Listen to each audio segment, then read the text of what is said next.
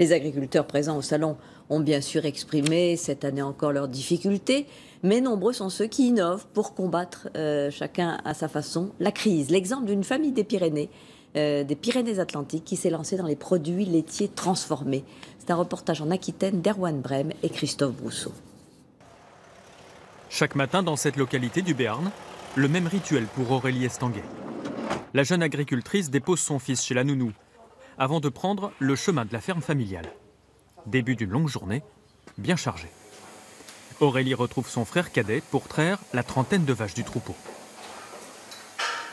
Comme on est 4, ça tourne. Là, mon père est parti en livraison ce matin, donc j'attends 4 heures de suite. Il y a du travail pour tout le monde, largement, ouais. La famille Estanguet, ou comment l'agriculture peut être synonyme de succès. Ici, le cœur de métier, c'est le lait et le fromage. Mais depuis 2 ans, une nouvelle activité a vu le jour. Le yaourt fermier, fabriqué par Aurélie. À 22 ans, elle s'est associée à ses parents pour développer l'exploitation. On a commencé il y a 2 ans, on faisait 100 pots par semaine. Aujourd'hui, on monte jusqu'à 4000, quoi. Avant qu'on commence à transformer, il y a eu la crise du lait qui a fait qu'on a eu beaucoup de mal financièrement. Et quand on s'y est mis, on a vu la différence et là, on s'est mis à foncer. On n'a plus regardé derrière. Le chiffre d'affaires de la ferme a pratiquement doublé en 2 ans. Il permet aujourd'hui de dégager 2 salaires, 2 SMIC. Mais il ne vaut mieux pas compter ses heures de travail. Les livraisons occupent la moitié de la journée de Serge, le père de famille. Établissements scolaires, épiceries fines ou centres commerciaux comme celui-ci. Et allez, le rayon il est bien vide d'ailleurs. Il écoule des fromages et des centaines de yaourts chaque semaine. Le produit fermier est revenu à la mode.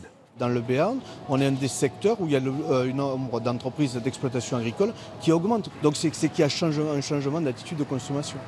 Auprès de ses distributeurs, l'agriculteur fixe lui-même le prix de ses produits.